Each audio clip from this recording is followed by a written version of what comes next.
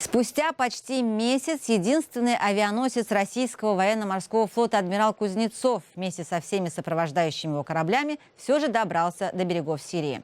Этот переход попал в заголовки всех мировых СМИ благодаря клубам черного дыма, который весь путь вырывался из трубы авианосца. Адмиралу Кузнецову уже более 25 лет. Его неоднократно пытались ремонтировать и модернизировать. И, видимо, получилось все не так. Как заявляют официальные лица, российская флотилия отправилась в дальний поход для уничтожения позиций террористических группировок в Сирии. Чем вооружен адмирал Кузнецов?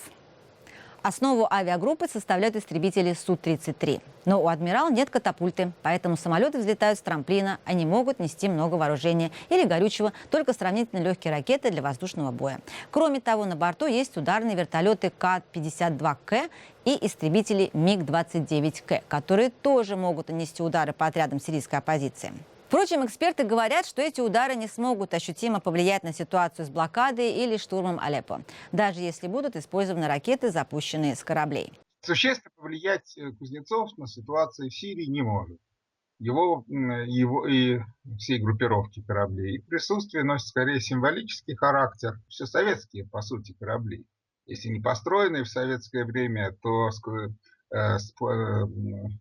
сконструированные в советское время. Вот советские задачи под ядерную войну, а не под локальную с какими-то мужиками на Тойотах с тяжелыми пулеметами.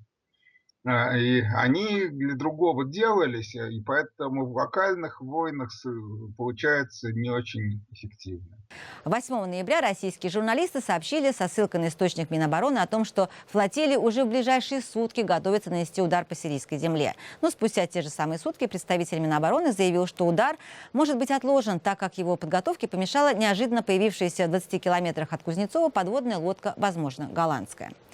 Сейчас авиация с адмирала Кузнецова начала разведывательные полеты на территории Сирии, пока без нанесения ударов. Эксперты предполагают, что это говорит о возможном штурме Алеппо в ближайшее время. Но находящихся на борту российского авианосца волнуют и другие проблемы. Как сообщает издание «Православие и мир», протоиерей Сергей Шерфетдинов, находящийся на борту авианесущего крейсера «Адмирал Кузнецов», сообщил о нехватке нательных крестиков. Все имеющиеся уже закончились, поскольку многие члены экипажа решили принять святое крещение.